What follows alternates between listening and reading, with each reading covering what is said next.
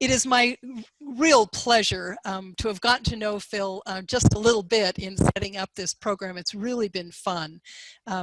He is a professor at Idaho State University in Pocatello and an instruction librarian at ISU's Eli M. Obler Library. He is also a PhD student in ISU's Department of English and Philosophy, focusing on the literature and history of the new woman of the 19th century American West. He's a fifth-generation Idahoan, not many people can say that, and he has extensively studied Kittie Wilkins, the Horse Queen of Idaho, and is in the process of writing the first ever biography about her. So if we were sitting in the sunroom, I'd say, please welcome Phil Homan, and we'd all applaud, and Phil would stand up. But instead, I'm just going to spotlight him, and we'll just get started to learn about this fascinating person. Thanks, Kristen. Thanks so much.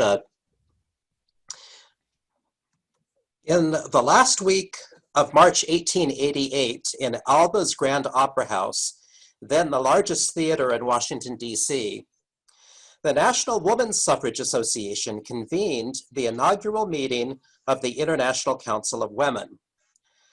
The meeting celebrated the 40th anniversary of the beginning of the campaign for women's right to vote at the Seneca Falls Convention in Seneca Falls, New York in 1848.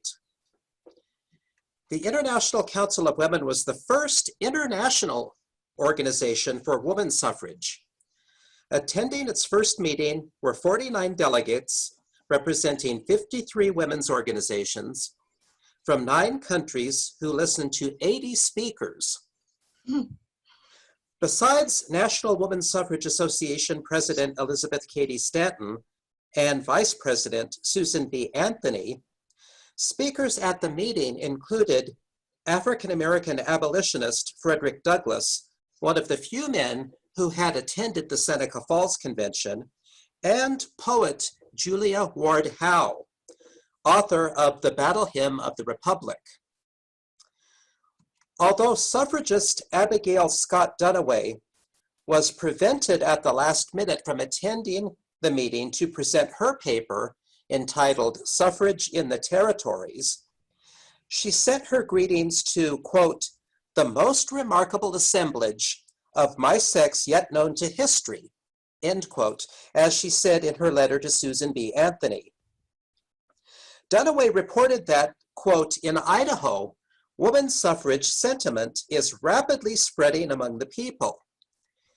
It has already permeated every avenue of political thought.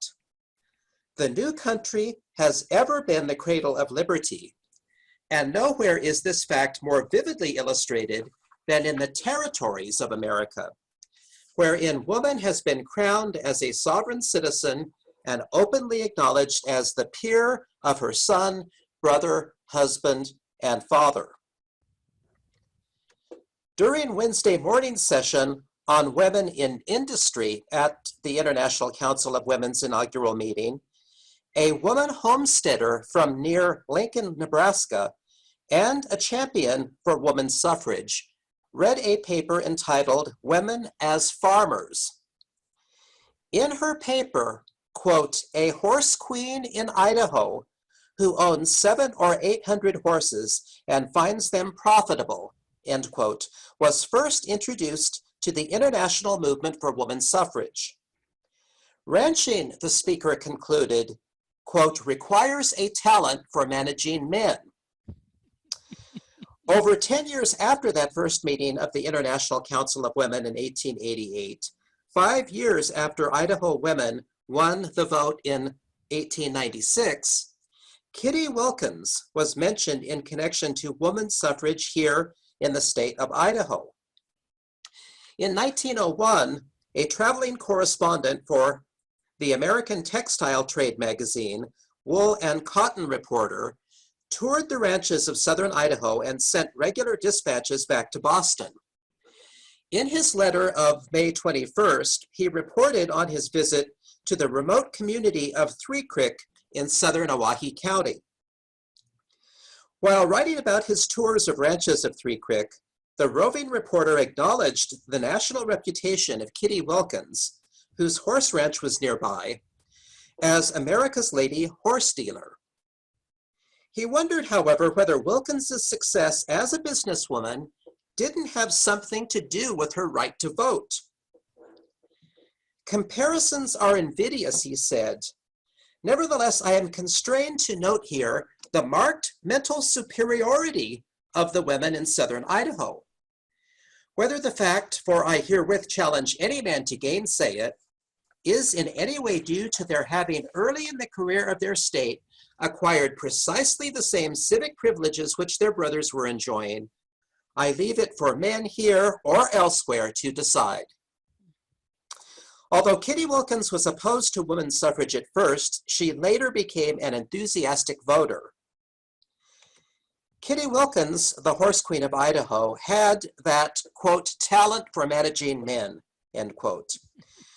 With her father, mother, and brothers, she was the owner of the Wilkins Horse Company in the Bruneau Valley of Idaho's Owyhee County, and boss of the company's 40 or so buckaroos working the spring and fall roundups. At the height of her career, she was the owner of 10,000 range-bred horses, all branded with her famous Diamond brand, which was said by newspapers to be the largest herd of horses owned by one family in the American West. Kittie was the public face of the business. A woman of superlatives, she was the only woman at the turn of the 20th century whose sole occupation was as a horse dealer. The Queen of Diamonds sold horses by the trainloads in the livestock markets of America. Newspapers in cities along the Union Pacific announced her arrival at the stockyards with headlines like these: "Is consistent womanhood," "She is a new type," and "the only one of her kind." And papers throughout the United States, even the world, spread word about the Idaho girl who was America's best judge of the quality and value of horses and who was making a fortune selling them. In fact, Wilkins confessed to the St. Louis Post-Dispatch newspaper during an interview in 1895, "I like to lie down at night when I am on the ranch and feel that everything around me is growing into money." Kittie was the media darling of the late 19th century American West, becoming the very model of the Western woman for newspaper readers across the country. Kittie's story was the epitome of the West and her life a microcosm of Western history. In fact, her story contains so many of the themes of history of the American West, not only ranching, but also gold rushes, Oregon Trail immigration, Indian wars, outlaws and lawmen, even Lewis and Clark's Corps of Discovery. And her life touched so many of the major players in the history of the West that I'd like to introduce Kittie to you this evening from the perspective of the so-called 6 degrees of separation theory. That is to say, the idea that all people are 6 or fewer social connections away from each other, which was made popular in the 1993 movie 6 Degrees of Separation. Newspapers credited Kittie's business sense, her perfect combination of ingenuity, ambition, and risk-taking on the one hand, and thrift, steadiness, and caution on the other hand, on her German father and her Yankee mother.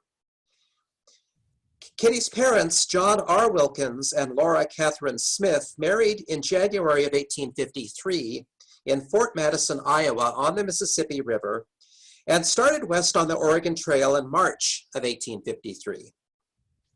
After they arrived in Oregon City, Oregon in October of 1853, their oldest child, a son, Bert, was born in Oregon City in November of 1853, which meant that Laura Wilkins was, in fact, almost 9 months pregnant during that last hard part of their overland trip.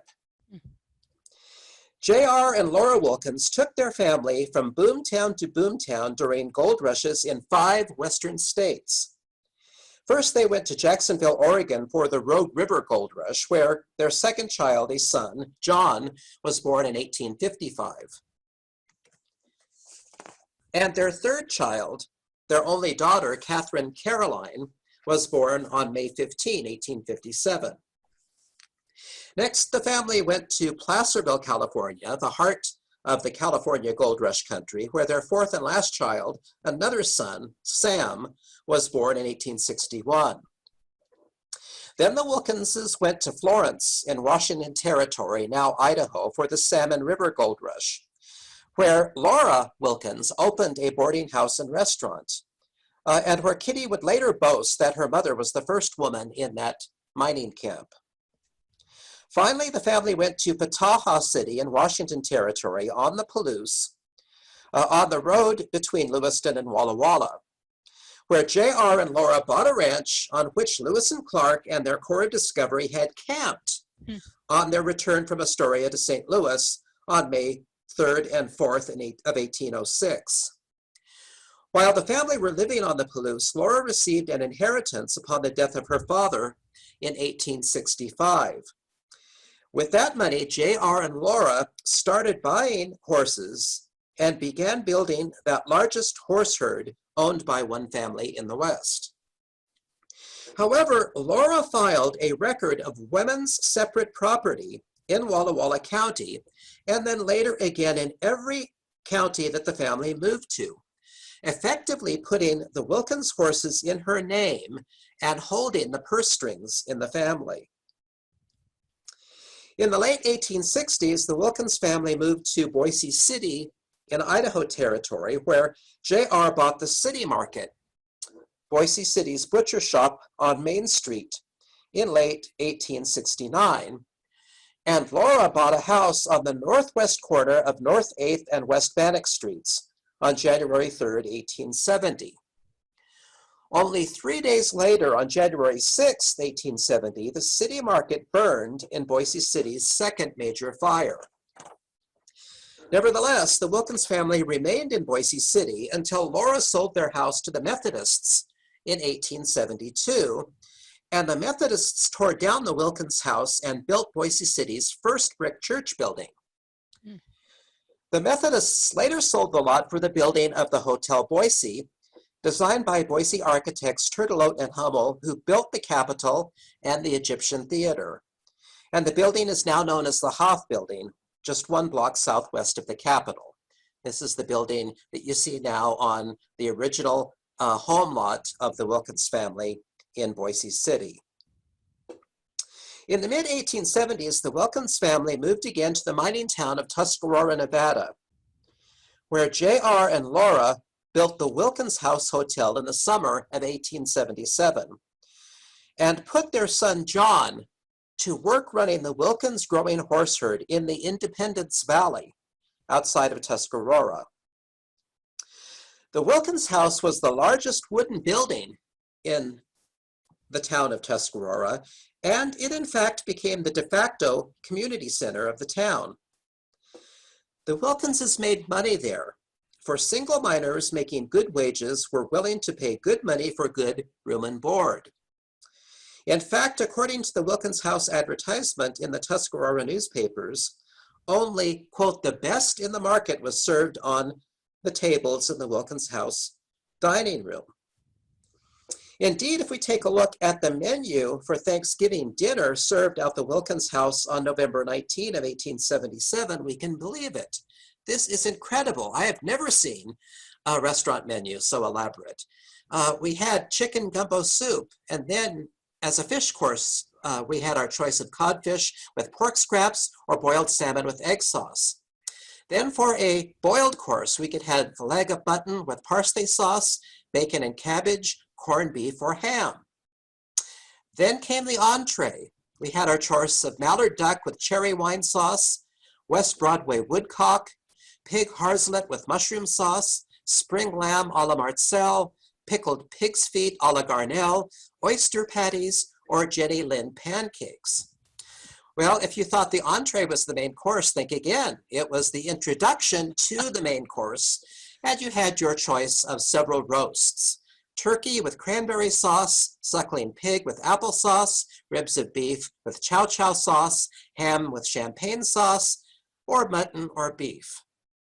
These were accompanied by relishes, either apple and quince jelly or lobster salad, And then, of course, every good growing mining boy needed to eat his veggies. He could choose among boiled potatoes, mashed potatoes, tomatoes, rutabagas, corn, cauliflower, or sauerkraut. Finally, to top it all off, there was vanilla pudding with cream sauce, Italian meringue pastry, Boston cream pie, blackberry pie, coconut pie, pound cake, or jelly cake, and to wash it all down with tea and coffee. Mind you, this was done on, at the most, a coal-burning cook stove, very likely a wood-burning cook stove. Absolutely incredible. The Wilkins family, in fact, did so well in Tuscarora that Kittie was sent to the College of Notre Dame in San Jose, California, which had been chartered in 1868 as the first college in California to grant the baccalaureate degree to women. At Notre Dame, Kittie studied piano, and she received her Weber Square grand piano as a graduation present from her parents in May of 1878. On her piano, after her return home to Tuscarora from Notre Dame, Kittie entertained the miners, and she quickly became the most popular girl in town. According to the Tuscarora Times and Mining Review newspaper, she was, quote, the fairest daughter of Tuscarora. In fact, Kittie was courted by a number of men, as you could well imagine, including this man, Louis Augustus Willard, who was a miner and freighter in Cornucopia, Nevada, just north of Tuscarora. Lou Willard was the son of Alexander Hamilton Willard, one of Lewis and Clark's Corps of Discovery, who had settled with his family near Sacramento. In fact, Lou Willard and his brother Clark were named for Meriwether Lewis and William Clark. Lou's father, Alexander Willard, was unique, since a photograph of Alexander Willard is the only known photograph of a member of the Corps of Discovery. And according to family, Alexander Willard had kept a journal of the expedition, now lost, which would be the 7th journal mentioned by Lewis and Clark that had been kept by members of the Corps of Discovery. While the Wilkins family was in Tuscarora, Kittie's brother John began taking the Wilkins horses north every year to winter in the Bruneau Valley of Idaho Territory. During the Bannock War of 1878, a Bannock man settlers called Bruneau John warned them that Chief Buffalo Horn was coming from Fort Hall with his warriors, and some families fled the Bruneau Valley to Tuscarora and sold milk to the miners. They told the Wilkinses about the so-called Valley of Tall Grass and encouraged J.R. and John to visit them there. And the Wilkins family liked what they saw. Now, the Wilkins house burned down on New Year's Day in 1879, which was the Wilkins family's second loss of a business by fire within 10 years. Kittie's piano, however, was one of the few things that was saved. And every year she had to pay a property tax on it, as well as on her thousands of horses. Her piano became a symbol of her sophistication. As she told the New York Journal newspaper in 1898, quote, next to petting my favorite horses, I like nothing better than to sit down at my piano and let my fingers drift along the keys until I have exhausted my entire repertoire. The Wilkins family made one last move to a mining town, not indeed to mine, but rather to, quote, mine the miners, as it was said, when they joined the Yankee Fork and Wood River gold rushes, settling in Chalice, Idaho, to run a livery stable. But they eventually joined John in the Bruneau Valley, and they began building a network of ranches from the Bruneau Valley in the north to Elko County, Nevada in the south that gave them control of some of the best rangeland and watercourses in Idaho. Besides building their home ranch in the Bruneau Valley, They homesteaded some islands in the Snake River just north of the Bruneau sand dunes. And they used these islands to get their horses across the Snake River to the Oregon Short Line Railroad station in Mountain Home. Thereby, they avoided both having to trail their horses all the way to American Falls, Wow. which was the first town on the Oregon Short Line south of the Snake River, or paying the charges for the Snake River Ferry, which was located where the bridge over Idaho Highway 51 is today between Mountain Home and Bruneau. The Wilkins family also established their summer headquarters at the Wilkins Hot Springs, now Murphy Hot Springs, on the east fork of the Jarbidge River, within the Owyhee Canyon lands, but just outside the new Bruneau Jarbidge River's wilderness area.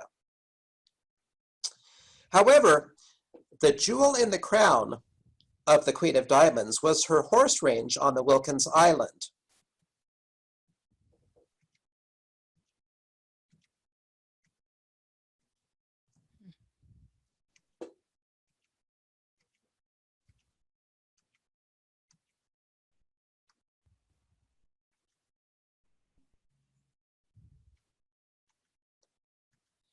The Wilkins Island is a plateau over 6,000 feet in elevation in southern Owyhee County, Idaho, and in northern Elko County, Nevada, which lies between the 650 feet deep canyons of the Jarbidge River and its east fork, which you see here in the foreground of this panoramic shot, at the bottom of the Jarbidge Peak of the Jarbidge Mountains in the Jarbidge Wilderness, which you see at the far left in this panoramic shot. With 7 peaks over 10,000 feet high in the Jarbidge Mountains, this area is some of the roughest, wildest country in the American West.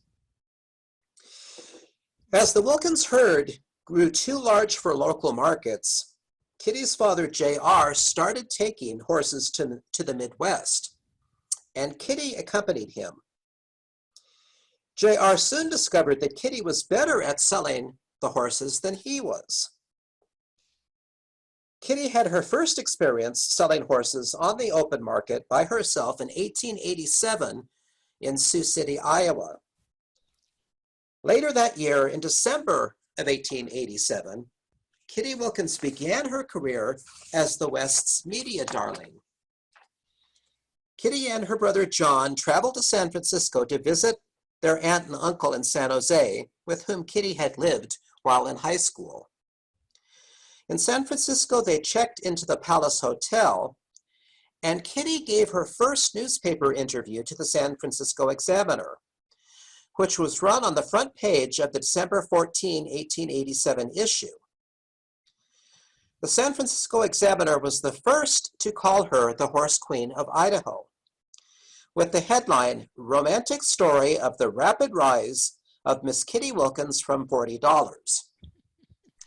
The San Francisco Examiner interview was picked up by newspaper exchanges and rerun in newspapers across the country, including the Atlanta Constitution, the Baltimore American, and the Cincinnati Commercial Gazette. Kittie's story of her start in the horse dealing business as a child with $40 in 2 $20 gold coins was reprinted in the newspapers almost word for word. "It was real romantic the way I got my start," she said. "The way of it was this. Over 20 years ago, my parents had removed to Oregon, and we were returning to San Francisco when our friends gathered round to give us mementos of various sorts. When they got to me, they said, 'Well, now, she's only a little thing.' I was but 2 years old then. 'We'll just give her some money to be invested for her.' 2 of them gave me a $20 gold piece each.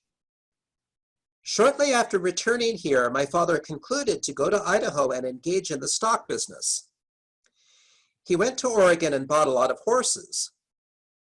When he went to pay over the money, he bethought him of my $40 and, seeing a fine little filly yet left, offered the $40 for her. The owner valued her at $80, but seeing that my father was taking the others, he finally concluded to let this one go, even if it was for far less than she was worth. From the increase of this little filly, all of the bands of my horses have come. Kittie also confessed to the San Francisco Examiner that after graduating from the College of Notre Dame in San Jose, she made a grand tour of America, seeing all the large cities and the famous sights. But when I got back to Idaho, she said, quote, "I was so lonesome, I didn't know what to do. I used to say to my mother then, the only man I cared anything about was the man in the moon." Kittie Wilkins would have been a celebrity even if she had not been so good at self-publicity. Not only was she the only woman at the turn of the 20th century whose sole occupation was as a horse dealer, but she also had a unique way of doing business, for she employed no commission agents. Rather, she did all the selling herself. She traveled unaccompanied without a chaperone to a Midwestern livestock market, where she checked into a hotel, frequently the finest, and advertised her arrival and gave interviews to the newspapers. When the horse dealers called on Kittie at her hotel, she received them, made her deals, and then telegraphed to the Diamond Ranch back home in the Bruneau Valley for the horses. However, when the horses arrived by train at the stockyards, Kittie stepped into the sales ring herself to sell the horses. Then, after the day's business was done, she went on the town, dining at the best restaurants and attending the concerts and operas. Moreover, some of Kittie Wilkins's horse sales were enormous. In fact, Kittie Wilkins made what was said to be the largest sale of horses in the Intermountain West. In 1900, she sold 8,000 head in a single sale to Irwin Grant and Company of Kansas City, Missouri, which, with Chicago and St. Louis, was one of the 3 largest horse and mule markets in the United States. In August of that year, 540 horses in 21 cars were shipped from Mountain Home, Idaho to Kansas City via 3 railroads: the Oregon Short Line from Mountain Home to Salt Lake City, the Denver and Rio Grande Western from Salt Lake City to Pueblo, Colorado, and finally the Missouri Pacific from Pueblo to Kansas City. But this was only the first of a 20-car train of around 520 horses shipped every other week thereafter. In June of 1901, a train of 30 carloads was finally shipped from Mountain Home to Kansas City to complete the transaction. The British Empire was buying the Wilkins Horse Company's Diamond brand horses to ship from New Orleans to South Africa for British soldiers in the Anglo-Boer War of 1899 to 1902, which was not only Great Britain's last imperial war, but also the last fully horse-powered war in history. Britain took advantage of the infrastructure of ranches, railroads, and stockyards in the United States that were so familiar to Kittie Wilkins that supplied horsepower to America. Horses were shipped from western ranches by a railroad to stockyards in Fort Worth, Kansas City, and St. Louis, then to a veterinary station at a farm in Lathrop, Missouri, just northeast of Kansas City. Then in livestock cars on special trains running on passenger, not freight, schedules by both the Kansas City, Fort Scott, and Memphis and Illinois Central railroads through Memphis to Port Chalmette, Louisiana, just east of New Orleans. Then the horses were loaded on British steamers for the trip across the Atlantic Ocean to South Africa. More horses were sent to South Africa from the United States than from Great Britain and the Commonwealth countries of Canada, Australia, and New Zealand combined.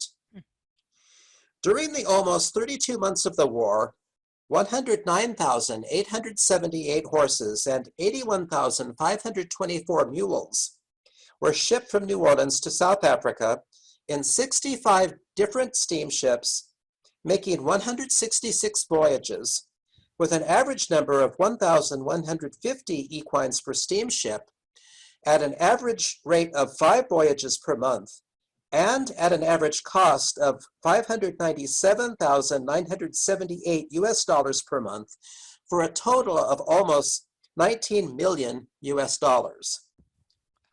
It was the largest and longest movement of horses in history. However, many horses never survived the crossing of the Atlantic. For example, many died in storms.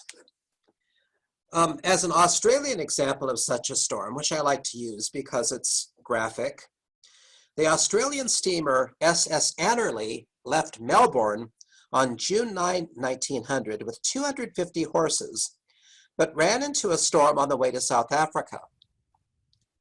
According to the July 20th, 1900 issue of the Natal Witness newspaper in Durban, South Africa, quote, "A heavy sea would sweep the decks, breaking down the stalls and carrying the horses and debris with irresistible force before it, dashing them up against the sides of the ship or hurling them down the hatches in dozens at a time, where they lay in heaps, kicking each other to death, some transfixed with broken spars, others struggling helplessly. Nothing could be done to help these poor animals until death quieted their struggles, for every man on deck was in jeopardy from the heavy seas sweeping across the vessel. Of the 250 horses loaded in Melbourne, only 49 landed in South Africa alive. Nevertheless, the British Empire failed to rest and acclimate the horses.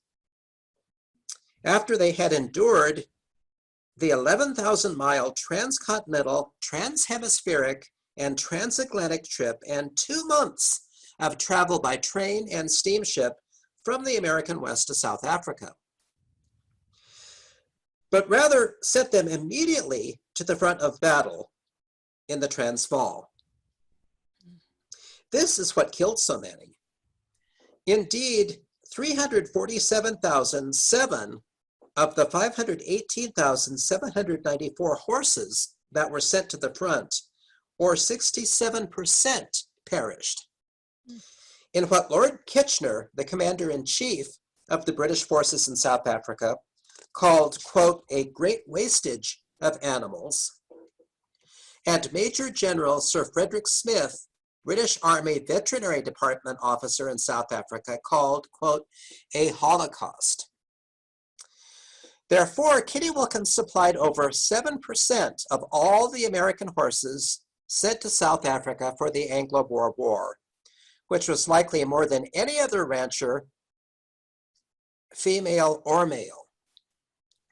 In fact, Lord Fingal, an Irish peer who served in South Africa with Kitchener, and who was head of the British Army Veterinary Department's U.S. Commission, purchasing horses for the Anglo-Boer War here in the American West, was in Boise in December of 1901, headquartered at the Heidenhaut Hotel.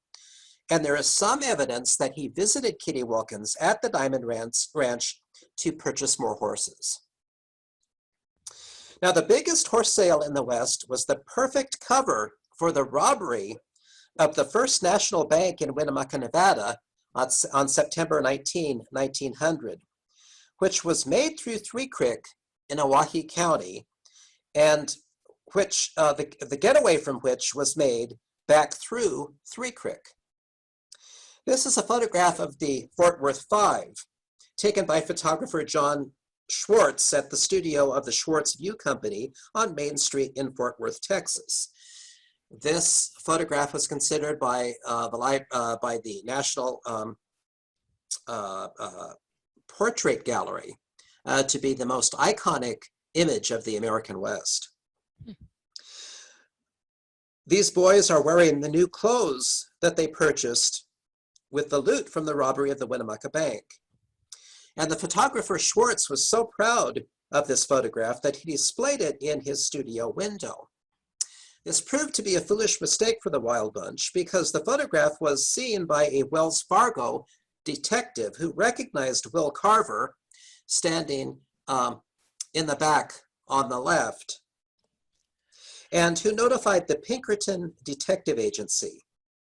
With this photograph, therefore, the Pinkertons were able to identify the inner circle of the Wild Bunch for the first time, spelling the beginning of the end for Butch Cassidy, the Sundance Kid, and Etta Place. On the night of September 3rd, 1900, as he was returning to the Wilkins Island horse range from trailing a bunch of horses to American Falls to put them on the train bound for Kansas City, Kittie's brother John Wilkins stayed overnight with rancher George Moore on his ranch at Three Creek.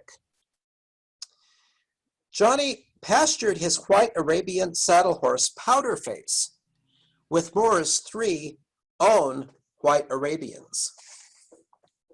That night, as members of Butch Cassidy and the Sundance Kid's Wild Bunch were riding through on their way to Winnemucca, they stole those 4 Arabian horses to use in the relay of horses that they always set up for each robbery, which was part of the reason that their robberies were so successful. That is to say, they were able to make fast getaways. The Wild Bunch also robbed the Three Creek store, where they stole canned food and clothing to cache along the getaway route in the Jarbidge River Canyon, including the Wilkins Hot Springs. And they also stole 3 white hats, which were later described in the wanted posters. On September 9, the Wild Bunch camped with those Arabian horses on the CS Ranch near Winnemucca. The boy Vic Button, who was the son of the ranch foreman, liked the Arabian horse that Butch Cassidy was riding. The boy tried to outrun Cassidy on his Arabian horse with various horses from the CS Ranch, but he couldn't. Cassidy therefore told the boy, "Kid, you like this horse, someday it will be yours." After the bank robbery, during the getaway, the posse that followed the bank robbers admired the speed of their Arabian horses, which were able to keep just ahead of the posse. When Cassidy was changing his white horse in one of the relays, the posse was in fact close enough for Cassidy to holler, "Give this white horse to the kid at the CS Ranch." The posse led the horse to the schoolhouse, and Vic Button kept the horse the rest of its life, naming it Patsy. As the posse followed the bank robbers into Idaho, they found George Moore's 3 white horses and returned them. However, Powder Face was never found. Therefore, by the process of elimination, the Wilkins Horse Company's Powder Face was the very horse that Butch Cassidy rode during the getaway and which he gave to the boy Vic Button. Now, the Winnemucca bank robbery was the Wild Bunch's most iconic robbery. It was not only the largest bank robbery, but it was their last, which financed their exile to South America. Moreover, Butch Cassidy's wearing a white hat and riding a white horse is at the center of folklore of Cassidy as the American Robin Hood, stealing from the rich and giving to the poor, liking children, and being kind to animals. Kittie Wilkins therefore played a role in the Winnemucca bank robbery, which was the Wild Bunch's last hurrah, which role was as significant and I think even more interesting as the bank robbery itself. In spite of all the publicity, however, Kittie Wilkins was the opposite of what newspaper reporters expected. She defined herself as a woman first, and then as a Westerner. as she told the Boston Advertiser newspaper in 1897, "I am a Western woman, and I am proud of the West." However, Kittie didn't fit the stereotype of the new woman. She was a, quote, thoroughly womanly woman, as the newspaper said, a different type of the new woman. For Kittie eschewed the rough end of ranching, for which she always gave credit to her father and her brothers. When she was interviewed by the Sioux City Journal newspaper in 1895, she told the reporter this: "I have been asked to throw the lasso just once at the various horse markets, but I don't yearn for that kind of a reputation. Thus far, I have not found that my business has had a tendency to detract in the slightest from my natural tastes as a woman. While I might gain notoriety by throwing a lasso at Kansas City, St. Louis, or Chicago, it would be an unenviable and doubtful reputation, and I shrink from anything of that sort." There have been several women engaged in the cattle business in the West who have been noted for their daring on horseback and in the stockyards.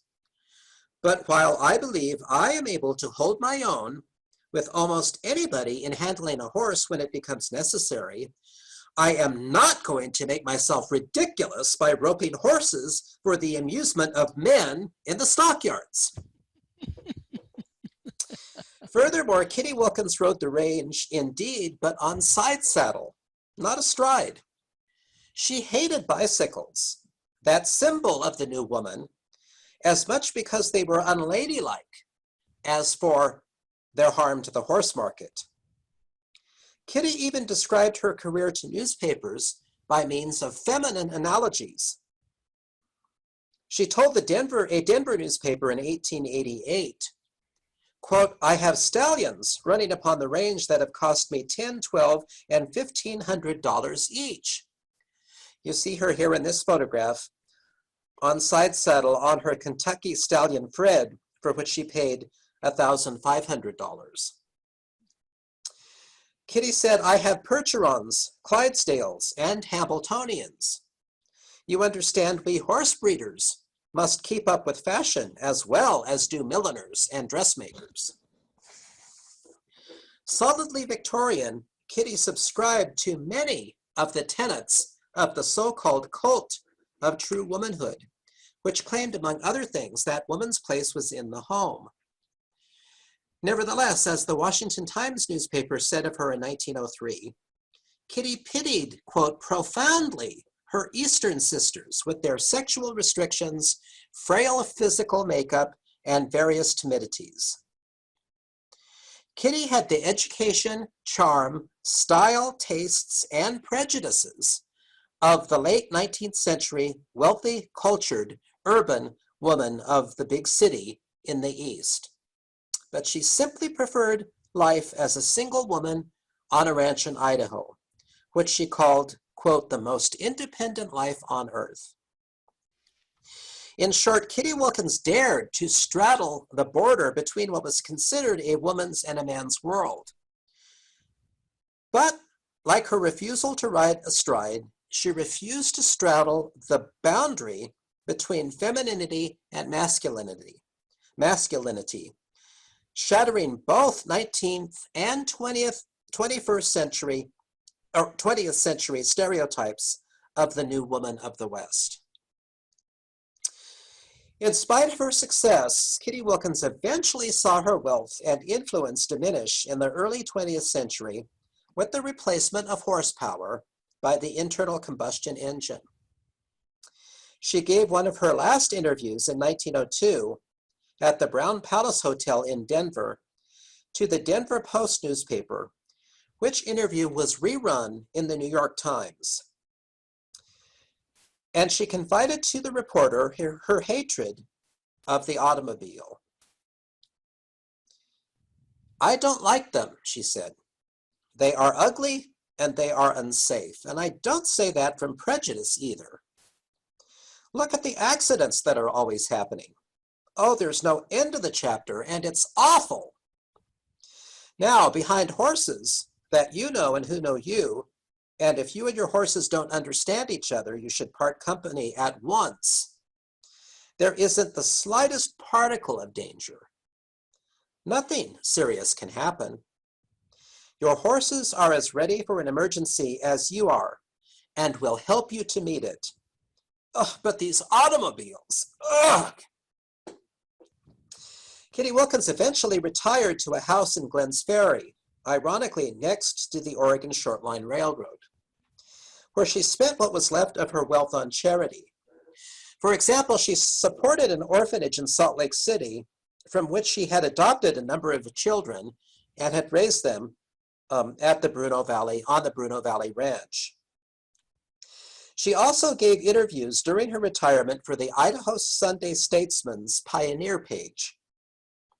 When she died in 1936, she died largely forgotten, owing money to the city of Glens Ferry, to the Idaho Power Company, and to the local IGA grocery store. Some years ago, I was given a box of her personal papers. I had telephoned a Boise historian who has written one of the best histories of early Boise to ask whether he still had copies of the book for sale. He said he did, but he also told me something far more interesting. He said he also had a box of Kittie Wilkins's personal papers that he'd bought at a yard sale years ago. He invited me to visit him, and I did, and I found that the box contained letters, journals, business papers, legal documents, and photographs, including unopened, unpaid bills, demands for payment, and unfilled out applications for public assistance. The historian gave the box of papers to me, saying that they would do me more good than him. And among these papers are love letters, and I'm going to conclude this evening by reading you one of them, after first reminding you that Kittie told the newspapers that, quote, "the only man I cared about anything about was the man in the moon." This letter is undated, but comes probably from the 1890s. And it reads thus: Miss Kate Wilkins, hearing of you through the Enquirer newspaper, I could not help admiring you and thinking that I would like to know more about a girl that has held her own in a wild Western country, and one that is praised so highly for her heroism. And I thought that by making myself bold enough to write to you, I would succeed. If this should offend you, I humbly beg your pardon, knowing that you have often made the assertion that you loved no one but your papa and the man in the moon. When I heard the news, it rang in my moony ears. It kindled a bright flame of hope in my humble soul, and from that time I have never regretted that I was a child of the moon. I am long, lank, and lean, with flashing black eyes and a complexion like that of a bronze statue. My hair is as black as jet, and as wavy as the ocean, and as soft as the down of a swan. The history of my fair world would take volumes to contain it. Its mountains are covered with a trailing robe of flowers. Its springs are as pure as the crystal waters of paradise, and its flowers that perfume the land and seas are as fragrant as that of heaven. And now, Miss Kate, if you will make your assertions good, I am the man you want. And I pray that you do not treat this with contempt, no matter how little you write. If only but a word, it will give me encouragement. And if you like, I will give you the full history of the moon and my home. I remain your humble and obedient servant, signed Moon, Union City, Indiana. Thank you very much for your time and for the opportunity to tell you a little bit about this fascinating woman, Kittie Wilkins, the Horse Queen of Idaho. So Phil, you said that you were working on Kittie's biography. Yes. When do you think that book might be coming out? Well, it'll be some years yet. I was in sabbatical last. I'm sorry. That's fine. Yeah, so I muted you accidentally. So I was in South Africa last fall on my faculty sabbatical, working on the South African War, the equine history of the South African War, and so that has given me a little bit of a tangent from the Kittie Wilkins project. But I'm currently working on. I'm writing the chapters not in their chronological order, but in the order in which I have the most research done. So I'm currently working on a chapter entitled Wilkins versus Wilkins, which is an account of the rather nasty divorce suit between Kittie's brother John and his newlywed wife, who accused Kittie and her mother of cruelty. We're lucky to have not only references in the Idaho Statesman and various newspapers to this lawsuit, but a blow by blow word for word transcript of the week-long trial in the state archive. And so a great resource, a great primary resource for kind of reconstructing even what the Wilkins Ranch looked like in part. But that will be my, that's the chapter I'm currently working on. Kristen, you've muted yourself, I think, now. I thought I unmuted myself, darn it. So thanks very much. Anybody else have questions? I know we've got a horse person in here that might have specific questions about horses. Let's see if somebody else speaks first. I know we have a question. I don't know if you can hear us. Yes, perfectly. Okay, here's my mom. Okay, so my name is Sharon Nelson. I was born in Glens Ferry, and my father was born in Silver City. Somehow or other, he inherited or came into possession of Kittie Wilkins' vanity set and hairbrush. Oh, my goodness. Yeah, and when he died, he wanted me to have it. And my daughter's here, and we're very interested in what you've told us and what you've shared, and we can't wait to have you finish your book. Well, thank you, ma'am. You know, there are 3 articles I've written for Idaho Magazine about Kittie. I don't know, Kristen, you might have Idaho Magazine in your collection at the Haley Public Library. You know, I think you sent me a link to them. Would it be okay if when I send out the video link, that I send links to those articles? Yes. Actually, we should probably not send out the articles themselves. Okay.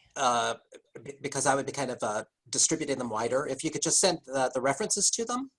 What do you mean by the references? Well, the citations to them, and so then maybe people could find them at the library. Sort of like July. July, whatever it is. Okay, I'll see what I can do about that. Just because of copyright issues. Okay. With Idaho Magazine. Well, can I ask you one more question? Of course.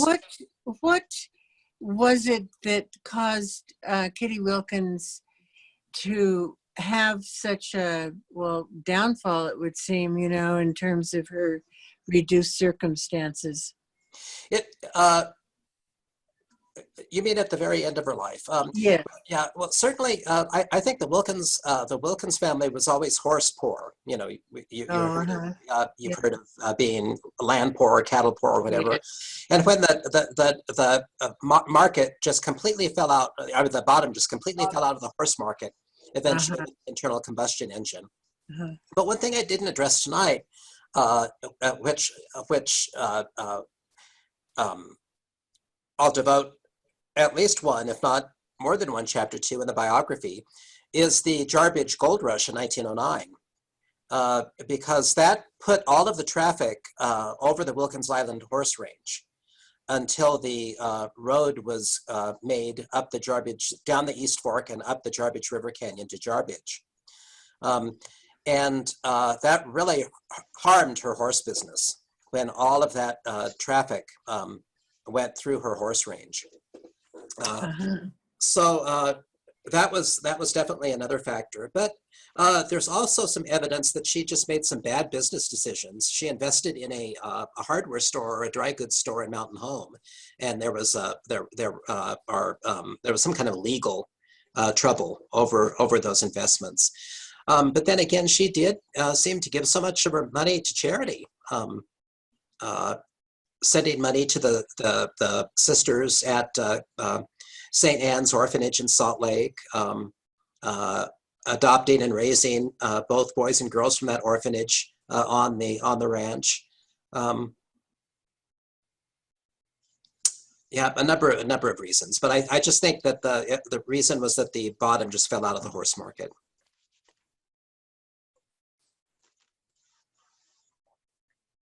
But this is Dan Bolback. I had a question that's maybe slightly off topic, but I was wondering if there were other women, Westerners, who you would suggest we read up on if we were interested in following that topic beyond Kittie. I could give you many suggestions. I'm sure Kristen could too. Yeah, that's probably true. Yeah. Kristen, do you have a More Than Petticoats there on your desk? You're muted still, Kristen. Yeah. Sorry, I meant to mention this before, but this is a interesting and actually quite charming book that we have here at the library.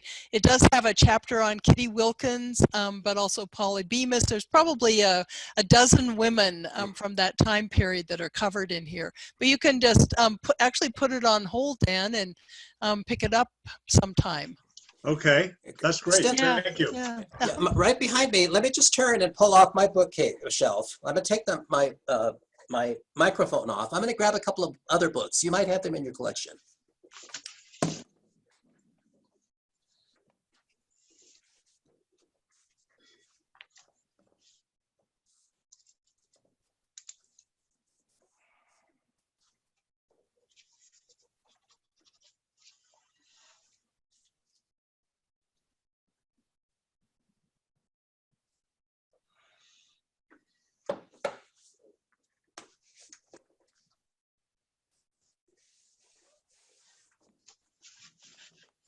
There was one book that I was looking for I couldn't find, but it's edited by Erin Turner. You might make a note of that, E-R-I-N Turner. It's a very, very short read. And I didn't think too much of the book because it didn't go into any great detail. But Erin Turner was interviewed on the Idaho Public Television Idaho Experience documentary about Kittie Wilkins. I would encourage you all to watch that documentary. The title of the episode is Taking the Reins. And you could Google Taking the Reins and Idaho Experience and find that. And Erin Turner, who writes about Western women, was interviewed, and her insights are tremendous. So I would now eagerly read anything that she's written. Great. Okay. But also another Western scholar who's deceased, I think now, has written a couple of books. Her name is Glenda Riley, and they're co-edited by Richard Atulian, whom you might know. He was here at Idaho State for some years. He was a Malheur County Basque boy. Okay. He went to Northwest Nazarene. I think he got his undergraduate degree there, and he retired from I think University of New Mexico. Okay. He's living in Portland now, but the titles here are Wild Women of the Old West and By Grit and Grace. These two people, Riley and Atulian, are fabulous Western scholars. But these are only a fraction of the popular books.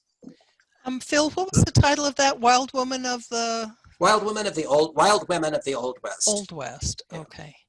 Because when I send a follow-up email, I was going to include the link to taking the reins if people wanted to follow up, and I'll include this book. And was that the Glenda Riley book? Yes, they're by both Wild Women of the Old West and By Grit and Grace. By Grit and Grace. Are Glenda Riley. Thanks very much. That's given me plenty of homework. Yeah. Wendy, did you have a question? Kristen, I have one question. Yeah. Phil, I wanted to know when you talked about them taking her to court for the week about an abuse situation, was that because they abused their horses or was that abusing humans? You mean the divorce case? You talked about a case where they went to court about a sister-in-law. Yes. And you said she charged him with abuse. Was that abuse to humans or abuse to their horses? No, she charged the Wilkins family, particularly Laura, Kittie's mother, and Kittie, for abusing her. So not horses. For her. So abusing a human. Yeah. Okay. Yeah, the accusations were very nasty. I was heartbroken by the segment of the horses traveling by ship. Yeah. I had to look away. That was just it was just heartbreaking. Oh, the horses dying. Oh. Yeah, 67% of them, and then going right out to the front line. I mean,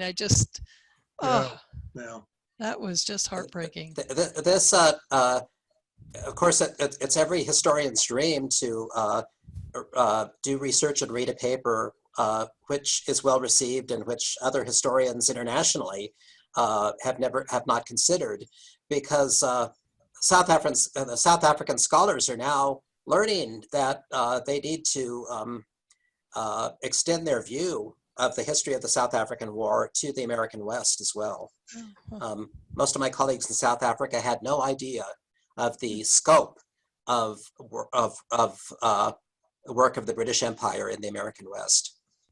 They had 6 purchasing stations, one including one in Nampa. Wow. And that's another book. That's another, And then I remember reading, it wasn't a relative of yours, isn't that one way that you got involved in this? Yes. Well, I'm a 5th generation Idahoan. My great-great-grandmother ran a restaurant in Council. And her son was a teamster, a freighter in Mountain Home, and eventually settled on a ranch in Three Creek. And it was considered to be the ranch closest to the Wilkins Island range. And so my great-grandparents were acquainted with Kittie Wilkins. And their middle son, my great-uncle Paul, that's my grandmother's younger brother, was given his first horse by Wilkins Horse Company foreman. And so he always had a very soft spot in his heart for the Idaho Horse Queen. And I grew up hearing stories about this woman. And so that's my my family connection. Thank you. Anybody else have any questions or observations before we close up tonight? All right then. Well, Phil, thank you again. Sorry, we have one question. Can we get in there? Sorry. Yes, I thought you did have another. So. We got our phone went dead. One of the questions that I had was about the horses that she procured. My dad used to go up onto the range and capture some of those horses. And is that how she got her horses?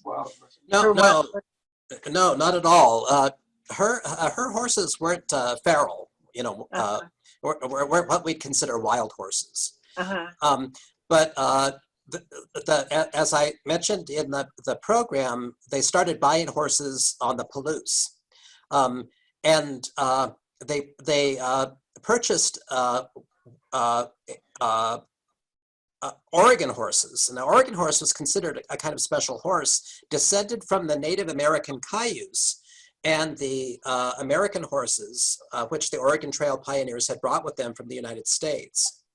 And so the Wilkinses bought Oregon mares, ran them on the range of the Wilkins Island, and then would bring them down off the island and have them bred to blooded stallions, which they bought in the East.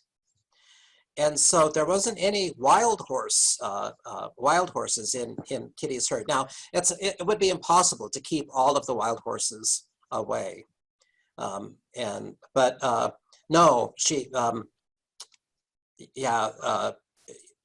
she didn't acquire horses like my own great-grandparents or grandparents might. Can I ask a quick question? Of course. Is there anything, I have two questions. Is there anything kind of in that site where the ranch was still standing now? In I think the 1930s, the Strike Reservoir was made. The dam was built, and the waters backed up through the Bruno Narrows into the Bruno River and covered most of the home ranch. So the site of the Wilkins ranch house and corrals is now under Strike Reservoir. Oh. But what's left of the ranch is owned by cousins of mine, the Colliers, of the Collier Herefords there in Bruno. Ray Collier was my mother's first cousin.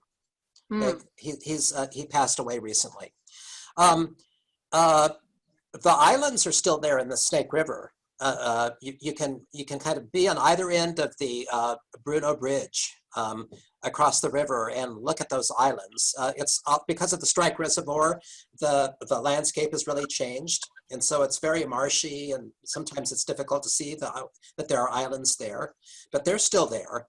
And then working south, they also, which I didn't mention in the program, they owned the Winter Camp Ranch, and Winter Camp is on the inside desert on Clover Creek before it empties into the Jarbidge River. And that ranch is still there. I don't know that the ranch house still stands. They also had a ranch on Clover Crossing on the way down to Three Creek.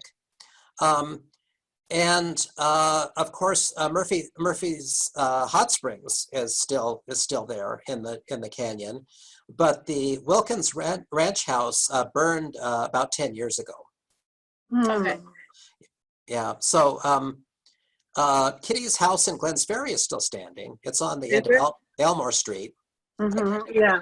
Yeah. The Shoemakers own it. Yeah. And I was always amused that she chose.